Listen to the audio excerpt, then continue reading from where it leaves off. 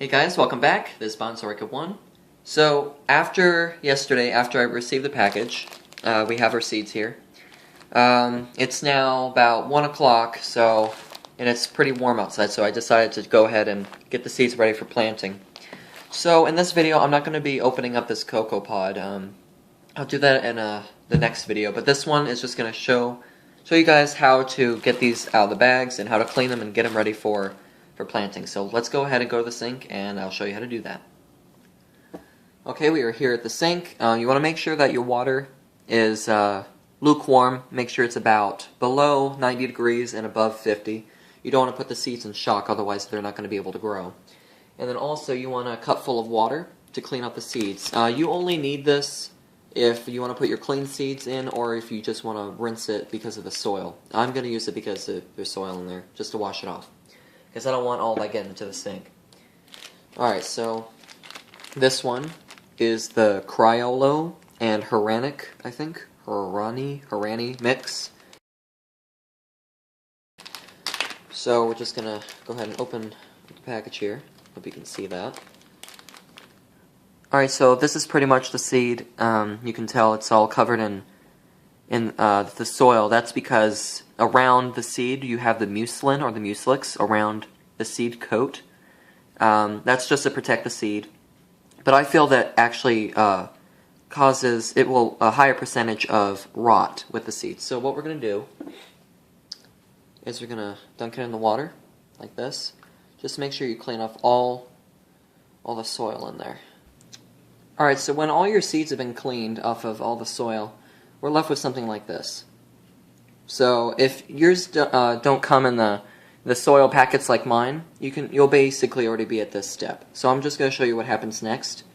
We're going to go ahead and peel this layer off. You can see it's like slimy.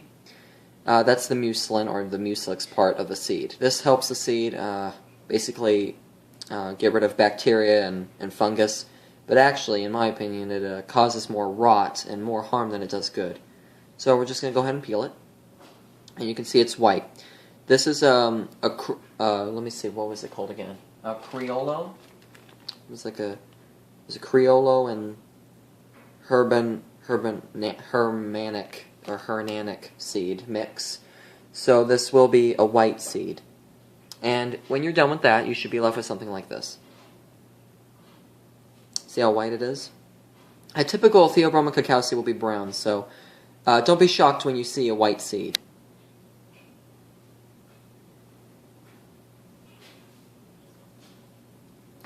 Darn it. Something I forgot to mention.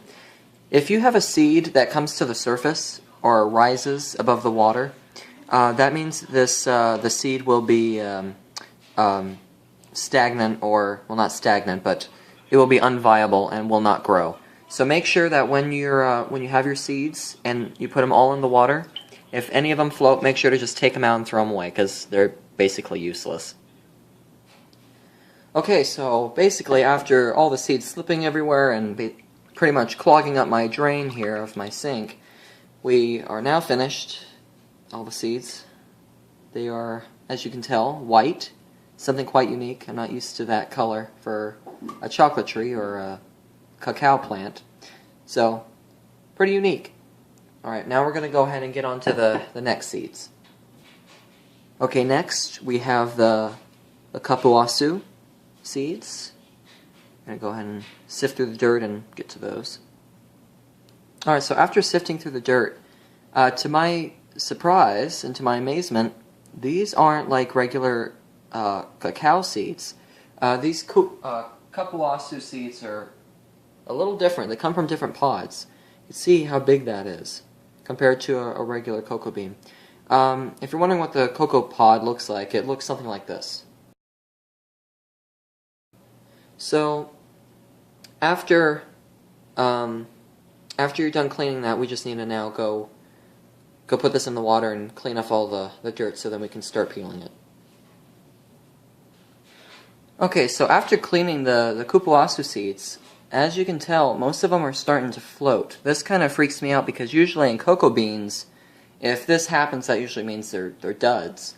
But I think in this case, since most of them are all floating, I think it's safe to say that the Cupuaçu seeds are probably a little different.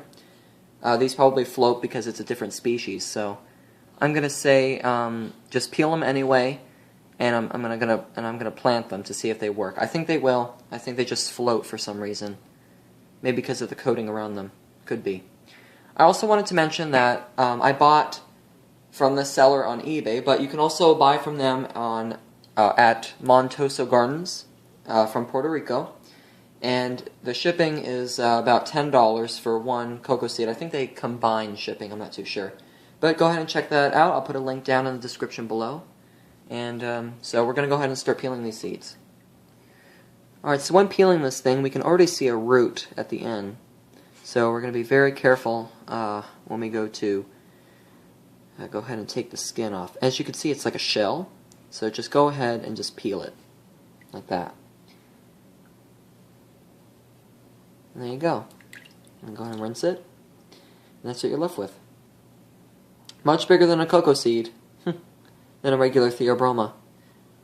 There's another one. Here, I'm going to get one just to show you for comparison. Go in here.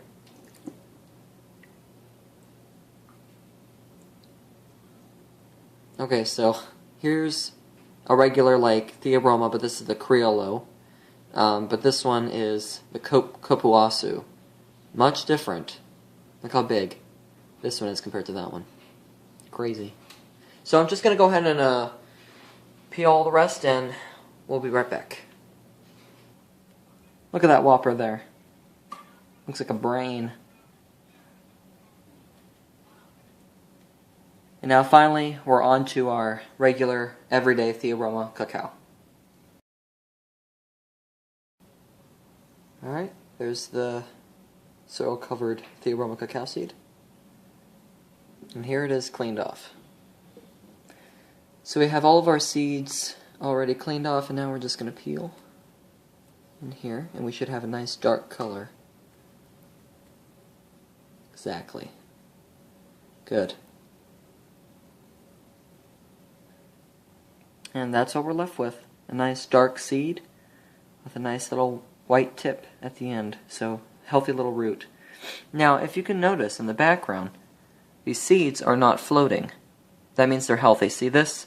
This breed of cacao does not float for some reason, unlike the Cupuaçu, which are. Very strange. So we're just going to go ahead and peel all these and put them in a cup, and we'll go outside and plant them. Alright, so we're now finished. We have our Theobroma cacao, our, I think it's Criollo, and then our Campanuso. I'm sorry, I'm terrible with names. But that's it. So we're going to go ahead and take all three of these outside, and we're going to go plant them up. So we have our soils ready. We have a small pot for the white seeds and larger pots for the other ones. So before we plant them, I have Miracle Grow potting mix. This soil works pretty well, but it holds in a lot of water, so I'm going to try this one out. But before we get started, you just want to make sure that you wet the soil a little bit and make sure that the water drains through properly.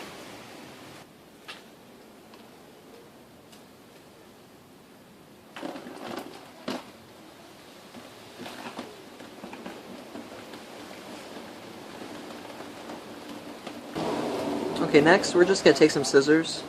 We're just going to put it right down here and just make a hole in all the pots.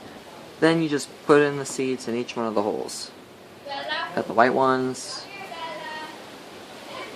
Yep, I'm just going to go ahead and complete it, and then I'll show you guys. And that's it. So this is what it should look like. You should see a little bit of the tops of the seeds. If you plant it too deep, it'll rot, and if it's too high, then the roots won't grow. So then after you're done, just go ahead and water each one.